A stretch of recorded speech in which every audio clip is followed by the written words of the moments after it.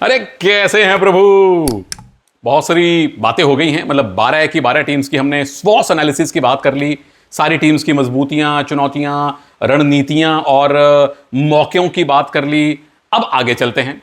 और जैसा मैंने पिछले वीडियो में वादा किया था कि इस सीजन में जो नए खिलाड़ी पदार्पण कर रहे हैं, यानी कि जिन नए खिलाड़ियों का यह पहला सीजन है और जिन्होंने मैट पे आने से पहले ऑक्शन में ही तबाही मचा दी, उन 5-6 खिलाड़ियों की बात करूंगा।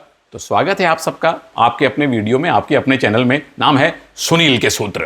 तो टीम्स को मैंने अल्फाबेटिकली लिया है, मतलब पहले बी और लास्ट में यू। तो कोई ये ना कहे मेरी टीम बाद में क्यों आई है, मतलब अल्फाबेटिकली किन किन टीम्स ने किन किन नए खिलाड़ियों पे ज्यादा पैसा डाला है। सबसे पहले बी से आते हैं जी बेंगलुरु बुल्स, और उन्होंने धीरज नैन को लिया है 40,20,000 रुपए में।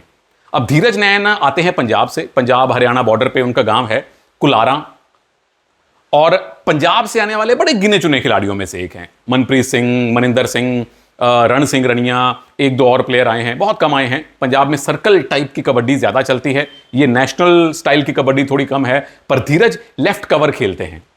लेफ्ट कवर की वो पोजीशन है जहां पे आपको मंजीत याद आएंगे, जीवा याद आएंगे, प्रवेश भैंसवाल याद आएंगे। बहुत एक नीश टाइप की, बहुत ही मतलब कम ऐसे खिलाड़ी हैं जो आपको लेफ्ट कवर में सुपर डुपर स्टार बनते दिखे होंगे। जो हैं वो मेगा स्टार बन गए। तो धीरज को नंबर 1 टीम में खेलने का मौका मिले, नंबर 2 वो वैसा परफॉर्म कर पाए। लेकिन 40,20,000 रुपए की तगड़ी रकम देकर अगर रमेश साहब ने धीरज को लिया है तो कुछ तो बात होगी। मैंने खुद रमेश साहब से थोड़ी सी बात की थी धीरज के बारे में। उन्होंने खुद ही बताया है कि जो पंजाब को अभी अभी उड़ीसा में हुए नेशनल्स में जो ब्रॉन्ज मेडल मिला था, उस टीम का हिस्सा थे धीरज। उसके बाद फेडरेशन कप में उन्होंने देखा धीरज को लेफ्ट कवर खेलते हुए, और फेडरेशन कप में और नेशनल्स में वो बड़े बड़े आकाश शिंदे जैसे और तगड़े तगड़े रेडर्स को परेशान कर रहे थे। तो उसके बाद पिछली ऑक्शन में वो बेंगलुरु बुल्स में आ गए हैं। तो स्वागत आपका धीरज बेंगलुरु बुल्स में और प्रो कबड्डी में। आगे चलता हूं अगली टीम की तरफ, अगले खिलाड़ी की तरफ। टीम का नाम है JPP, जयपुर पिंक पैंथर्स। खिलाड़ी जो आपने लिया है वो भी लेफ्ट का है, लेकिन डिफेंडर नहीं है, रेडर है। नाम है उदय कुमार पारते, मध्य प्रदेश से आते हैं। 50,10,000 रुपए में नरेंद्र रेड्डू साहब ने, अभिषेक बच्चन ने इनकी सेवाएं ली हैं। अब मध्य प्रदेश से भी बहुत गिने चुने खिलाड़ी आए हैं। सबसे पहले तो वो महेश गौड़ हुआ करते थे, किस किस को याद है हाथ खड़ा करो। वो बंगाल वॉरियर्स में खेलते थे, लंबे चौड़े खिलाड़ी, चौड़े तो नहीं लंबे काफी थे। बहुत चुनिंदा खिलाड़ी आए मध्य प्रदेश से। तो उदय कुमार परते भी वहां से आते हैं, और इनके कोच नरेंद्र रेड्डू साहब से जब मैंने थोड़ा सा इनके बारे में पूछा तो रेड्डू जी ने बताया कि इन्हें जूनियर नेशनल्स में देखा गया था और स्किल बहुत सारे हैं, बोनस बहुत अच्छा करते हैं, सेकंड मैन पे, कॉर्नर पे, कवर पे, हैंड टच और रनिंग हैंड टच बहुत अच्छा लगाते हैं, किक बड़ी अच्छी लगाते हैं। यानी कि एक ऑलराउंड रेडर हैं जिनके पास बहुत सारे स्किल्स हैं। तो आपका भी स्वागत है उदय कुमार प्रो कबड्डी में। अगर इतनी बड़ी राशि में आपको लिया गया है तो उम्मीद करते हैं कि फर्स्ट 7 में भी आपको जगह मिलेगी। अगली टीम, अगले खिलाड़ी हालांकि नए तो नहीं हैं, पिछला सीजन थोड़ा बहुत खेले थे, लेकिन धनराशि आपको इस बार अपेक्षाकृत उम्मीदों से ज्यादा मिली है। नाम है मोहम्मद अमान। पुनेरी पल्टन ने आपकी सेवाएं दोबारा से ली हैं। इनका जिक्र मैं क्यों कर रहा हूं, क्योंकि इनका पहला सीजन नहीं है। जिक्र इसलिए कर रहा हूं कि पिछले सीजन में यूपी कबड्डी लीग में अच्छा परफॉर्म करने के बाद पुनेरी पल्टन ने इनको लिया था 16,20,000 रुपए में। मैच खिलाए गए जी इनको 14 और पॉइंट आए थे आपके 6, यानी कोई उत्कृष्ट प्रदर्शन नहीं था। लेकिन उस प्रदर्शन के बावजूद 16 लाख की बजाय आपने 35 लाख में मोहम्मद अमान को वापस लिया है। 35 लाख में चाहते तो रिटेन भी कर सकते थे, लेकिन पिछली बार से डबल धनराशि देकर अगर आपने मोहम्मद अमान को लिया है तो उसका एक कारण है। कारण यह है कि उसी यूपी की लीग में और दूसरे डोमेस्टिक कॉम्पिटिशन्स में अमान का परफॉर्मेंस बड़ा अच्छा रहा है। और एक कारण यह भी है कि अब अमन के जाने के बाद इनको एक और लेफ्ट कॉर्नर की तलाश थी पुनेरी पल्टन को। ठीक है, आपने विशाल भारद्वाज को भी ले लिया, पर अमान को तो हम सब ने देखा है, मैंने थोड़ा और क्लोजली देखा है यूपी लीग में।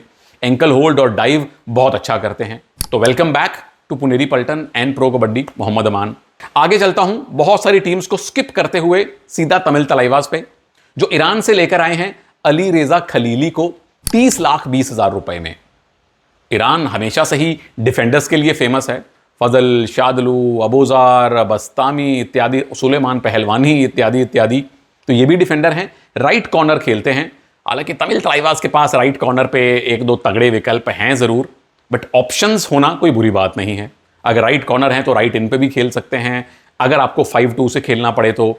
हालांकि तलाईवास 5-2 पे खेलेंगे क्या, उनके पास 3 दिग्गज रेडर हैं, चलिए वो बात की बात है, पर बहुत अच्छा चेन टैकल करते हैं अली रेजा खलीली, ब्लॉक भी बहुत अच्छा करते हैं, यानी कि एक ऑलराउंड कॉर्नर के गुण सारे के सारे आपके पास हैं। Welcome to pro Kabaddi. और आखिरी खिलाड़ी जिसका पहला सीजन है या जिसने ऑक्शंस में सबको हैरान किया, जो कह सकते हैं कि ऑक्शन में नवोदित खिलाड़ियों का सबसे बड़ा नाम बनके निकला, उस खिलाड़ी का नाम है अनिल जस्टा। यू मुंबा ने इनको लिया 78 लाख में, 78 लाख, यानी पवन सहरावत से भी 20 भी नहीं, 28-29 लाख रुपए ज्यादा महंगे गए हैं अनिल जस्टा। हिमाचल से आते हैं, लेफ्ट के रेडर हैं, स्किल्स सारे भर के इनके पास हैं, खासतौर पे escape, running hand, touch, jump बहुत अच्छा करते हैं। और यू मुंबा की स्ट्रेटजी एकदम साफ थी। जब ऑक्शन हो रही थी उनके फैंस भी परेशान थे कि मुंबा रेडर्स क्यों नहीं खरीद रही, पैसे क्यों बचा के रखे हुए हैं। एंड में इस खिलाड़ी के लिए पैसा बचाया हुआ था, क्योंकि इस खिलाड़ी पे यू मुंबा के मैनेजमेंट की नज़रें, जो डोमेस्टिक में जो दूसरी कबड्डी के इवेंट्स होते हैं, यू मुंबा की नज़रें वहाँ से थीं अनिल जस्टा पे। उन जो डोमेस्टिक सीरीज चलती हैं उनमें ये जयपुर की युवा टीम में खेल रहे थे, जयपुर की अकेडमी टीम में खेल रहे थे। यहां भी जयपुर इनको चाह रही थी, लेकिन पैसा यू मुंबा ने इन्हीं के लिए बचा के रखा था, तो अनिल जस्टा को आप ले आए हैं 78 लाख रुपए में। तो मान के चलिए यू मुंबा की तरफ से, अनिल चपराना जी की तरफ से, ये टीम, ये खिलाड़ी फर्स्ट 7 में खेलने का फिर पूरा दावेदार है, अगर इतना पैसा आपको दिया गया है तो ये वो खिलाड़ी थे प्रभु लोग जिनका पहला या अमान के केस में दूसरा सीजन है, जिनको अपेक्षाओं से बेहतर पैसा मिला है। अब देखते हैं कि इनमें से कितनों को फर्स्ट 7 में आने का मौका मिलेगा, कितना गेम टाइम मिलेगा, कितने मैचेस मिलेंगे। आपकी नजर इन तमाम खिलाड़ियों में से किस खिलाड़ी पे सबसे ज्यादा रहेगी?